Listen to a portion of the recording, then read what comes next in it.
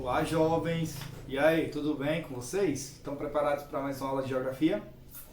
Não, se a resposta é sim, bora em frente.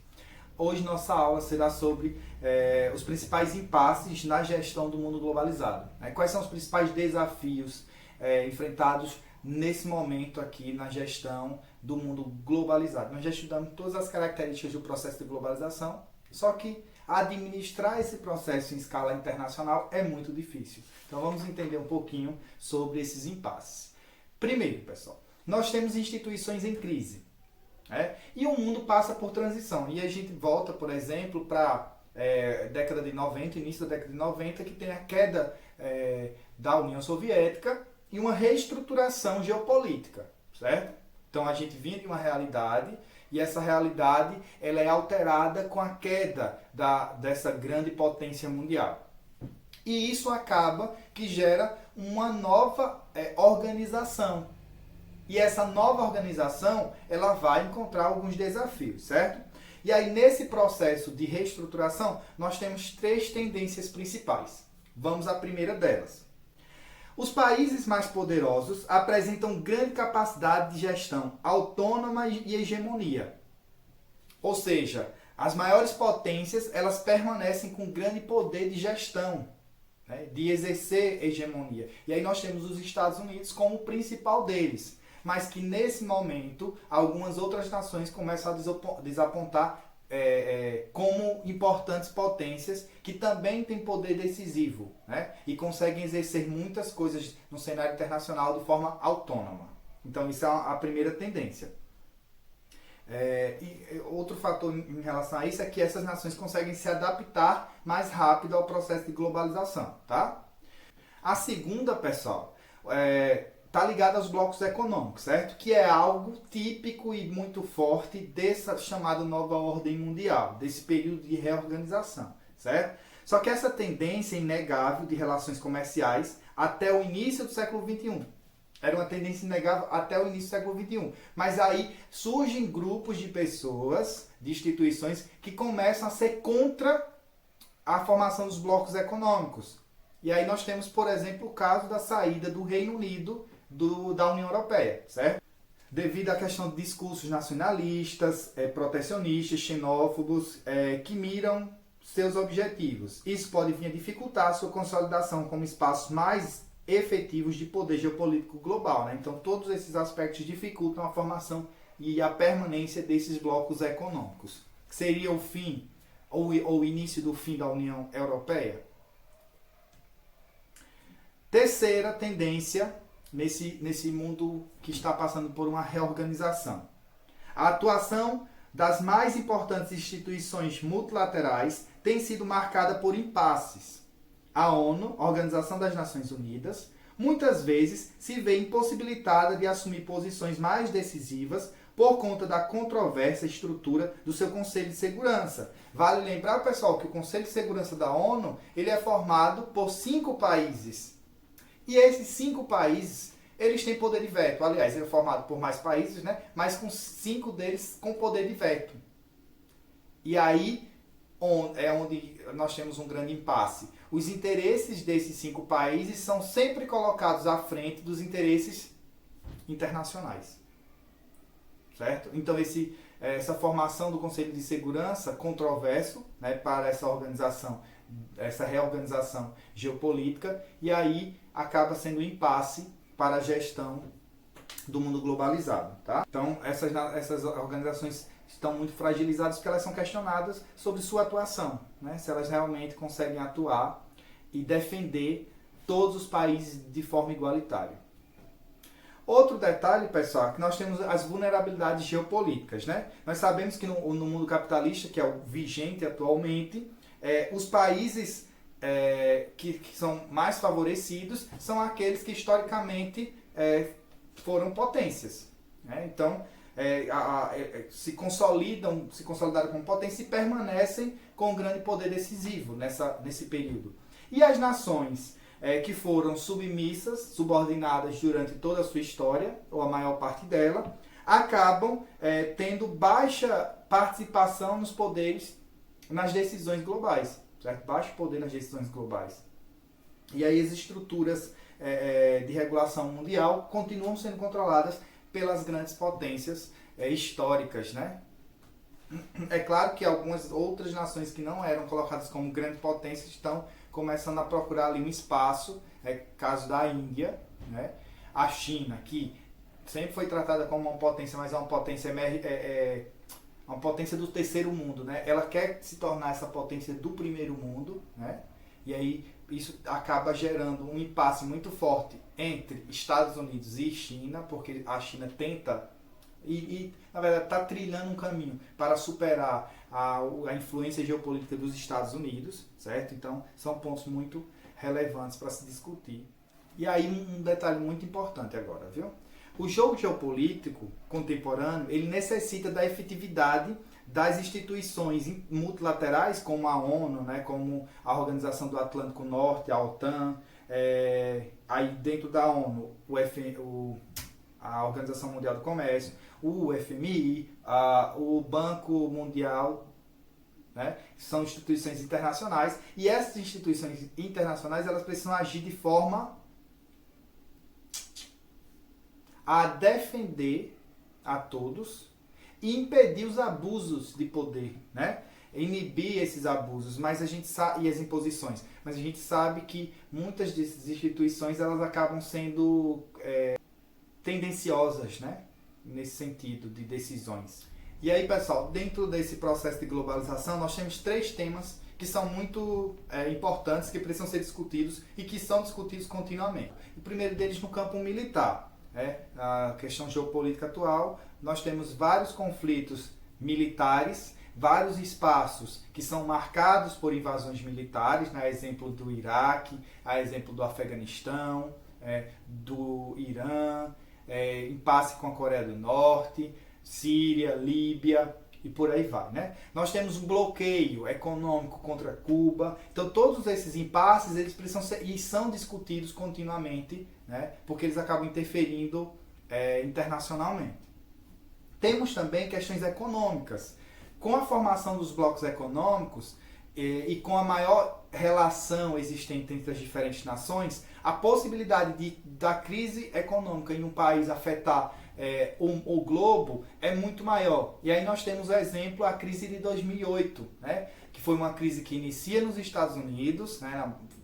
Foi a bolha imobiliária norte-americana, que acabou afetando o sistema financeiro americano e posteriormente o planeta, né? O planeta foi atingido por uma crise que começou nos Estados Unidos. E isso é uma das marcas do processo de globalização. Além disso, nós temos também os impasses ligados a questões ambientais, tá? E aí é muito discutido questões sobre aquecimento global, sobre efeito estufa, sobre aquecimento global, sobre o risco de algumas ilhas simplesmente desaparecerem por causa do aumento do nível do mar, né? Então toda essa pauta, né, ela é discutida em assembleias que reúnem representantes de todos os países do planeta, né? A exemplo das assembleias que são organizadas pela Organização das Nações Unidas, mas nós temos eventos, conferências, convenções que são organizadas durante o ano para discutir temas específicos, né? Tem o Fórum Mundial Econômico, que discute questões ligadas à economia e essas possíveis crises. Nós temos a Conferência das Nações Unidas para o Meio Ambiente, né? Sobre questões climáticas, a COP. Enfim, nós temos inúmeras reuniões para tentar dialogar soluções para esses impasses. Então essa é a grande deixa quando a gente fala de precisamos dialogar a gestão do mundo globalizado. Por que precisamos? Porque o mundo globalizado, algo que acontece com um, pode atingir diretamente o outro. Pessoal, nós temos vários desafios na diplomacia internacional. Por quê? Porque são problemáticas que vão além das fronteiras, né? E aí nós temos, por exemplo, a política ambiental, né? Não dá para você trabalhar uma política ambiental de forma restrita e individual, porque nós estamos falando de uma política que atinge o mundo, né? E aí recentemente nós tivemos até um impasse entre Mercosul e União Europeia, porque na verdade estava acontecendo um acordo econômico entre os dois blocos, Só que esse acordo econômico ele esbarrou em questões ambientais, né? E aí a Europa cobrando do Brasil, principalmente, que agisse de forma mais incisiva nas problemáticas ambientais, principalmente ligadas ao desmatamento e às queimadas. Ou seja, a interferência internacional em políticas nacionais é uma característica desse mundo globalizado, tá? Por quê? Porque o aquecimento global é uma realidade que não atinge um país A ou B apenas. É um dano que é gerado para todas as nações, tá? Então, é preciso ser administrado de forma dialogada entre todos. Redes de narcotráfico, redes internacionais de narcotráfico, não dá para resolver com a política apenas nacional, né? É preciso ter uma política internacional ligada ao combate, né, ao narcotráfico. Então nós temos a questão das migrações internacionais, que é um tema que é muito debatido internacionalmente, porque nós vivemos num período, né, globalização ela se caracteriza pela a facilidade de circulação de informações, de capitais, de mercadorias, de pessoas, mas quando se fala de pessoas, nós temos em muitos casos uma política inversa a essa circulação, né?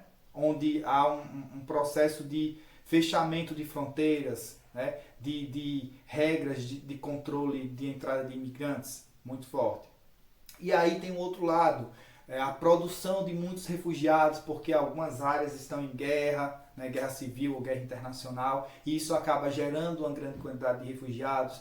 Como vai ser a política de acolhimento dessas pessoas, né? Então tudo isso são temas que são muito debatidos hoje e que são impasses na administração desse mundo globalizado, tá? E por fim, nós chegamos a uma parte muito importante que é o controle sobre as armas de destruição em massa. Como as armas nucleares elas colocam em risco a vida de toda a humanidade, então é um outro tema de grande relevância para essa gestão do mundo globalizado. E em 1968 foi assinado um Tratado de Não Proliferação de Armas Nucleares, o TNP, né? E nesse tratado a ideia central era restringir a existência de armas nucleares a 5 países, que eram os 5 membros do Conselho de Segurança. Tá? Nós sabemos hoje que Índia e Paquistão também possuem armas nucleares e não são signatários desse tratado. Nós temos um impasse entre principalmente Estados Unidos e Coreia do Norte, porque a Coreia do Norte tem um programa nuclear. Nós temos um impasse com o Irã também, porque o Irã tem um programa nuclear, não necessariamente para a produção de armas nucleares, mas que é um dos motivos que leva os Estados Unidos a entrar em impasse, porque é um programa nuclear e o país é um país que é anti-ocidente, né, tem um governo anti-ocidente, então isso acaba gerando uma certa problemática. Então, pessoal, nós iremos concluir nossa aula de hoje com um texto que, na verdade, foi a fala de um ex-ministro brasileiro, né? E ele estava numa conferência nos Estados Unidos e foi perguntado sobre a internacionalização da Amazônia. Vejam agora a resposta dada por ele. Esta aqui foi a resposta de Cristóvão Buarque. Como brasileiro, eu simplesmente falaria contra a internacionalização da Amazônia. Por mais que os nossos governos não tenham o devido cuidado com esse patrimônio, ele é nosso. Como humanista, sentindo o risco da degradação ambiental que sofre a Amazônia, eu posso imaginar a sua internacionalização, como também de tudo mais que tem importância para a humanidade. Se sob uma ética humanista a Amazônia deve ser internacionalizada, internacionalizemos também as reservas de petróleo do mundo inteiro. O petróleo é tão importante para o bem-estar da humanidade quanto a Amazônia para o nosso futuro. Apesar disso, os donos das reservas sentem-se no direito de aumentar ou diminuir a extração de petróleo e subir ou não o seu preço. Da mesma forma, o capital financeiro dos países ricos deveria ser internacionalizado. Isso, internacionalizar o capital financeiro dos países ricos. Se a Amazônia é uma reserva para todos os seres humanos, ela não pode ser queimada pela vontade de um dono ou de um país. Queimar a Amazônia é tão grave quanto o desemprego provocado pelas decisões arbitrárias dos especuladores globais. Nós não podemos deixar que as reservas financeiras sirvam para queimar países inteiros na volúpia da especulação. Antes mesmo da Amazônia, eu gostaria de ver a internacionalização de todos os grandes museus do mundo. O Louvre não deve pertencer apenas à França. Cada museu do mundo é guardião das mais belas peças produzidas pelo gênio humano. Não se pode deixar que esse patrimônio cultural, como o patrimônio natural amazônico, seja manipulado e destruído pelo gosto de um proprietário ou de um país. Neste momento, as Nações Unidas estão realizando o Fórum do Milênio, mas alguns presidentes de países tiveram dificuldades em comparecer por constrangimentos na fronteira dos Estados Unidos. Por isso, eu acho que Nova York, como sede das Nações Unidas, deve ser internacionalizada. Pelo menos Manhattan deveria pertencer a toda a humanidade, assim como Paris, Veneza, Roma, Londres, Rio de Janeiro, Brasília, Recife. Cada cidade com sua beleza específica, sua história do mundo, deveria pertencer ao mundo inteiro.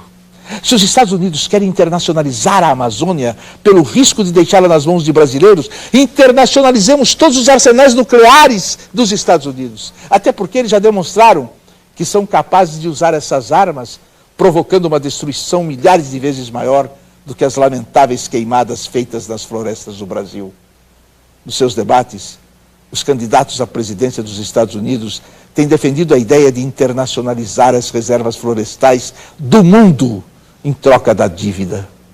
Comecemos usando essa dívida para garantir que cada criança do mundo tenha a possibilidade de comer e de ir à escola.